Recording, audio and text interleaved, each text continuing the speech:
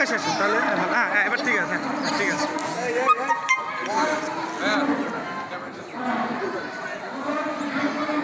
Sir টাকায় একটা camera দেন ভালো হবে, সবাই এক এক টাকা।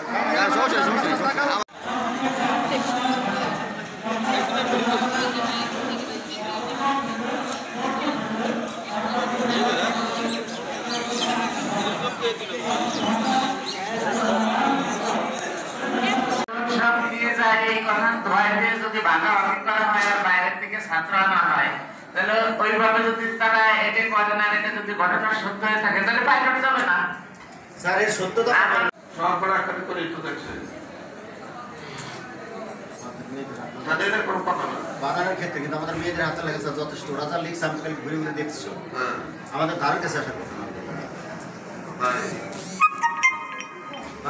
অত্র ঐতিহ্যবাহী বিদ্যাপীঠ বাংলা সরকারি মডেল পাইলট উচ্চ বিদ্যালয়ের সম্মানিত সুযোগ্য প্রধান শিক্ষক জনাব মোহাম্মদ হায়দার হোসেন, উপস্থিত রয়েছেন অত্র বিদ্যালয়ের সমাধি শাখার সম্মানিত সহকারী প্রধান শিক্ষক মোহাম্মদ শাহাবুদ্দিন শেখ, উপস্থিত রয়েছেন অত্র বিদ্যালয়ের জামি মসজিদের সম্মানিত গ্রহণ করবা। এই জন্যই কিন্তু এই দিনটাকে পালন করার উদ্দেশ্য হলো এটা। আমরা ছোটবেলায় যখন তোমাদের মধ্যে স্কুলে ছিলাম,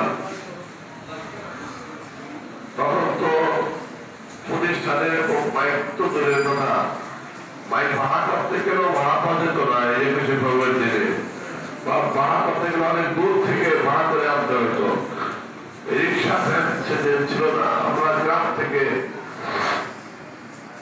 এসএসসি পাস করে এসেছি, গ্রামের স্কুল থেকে।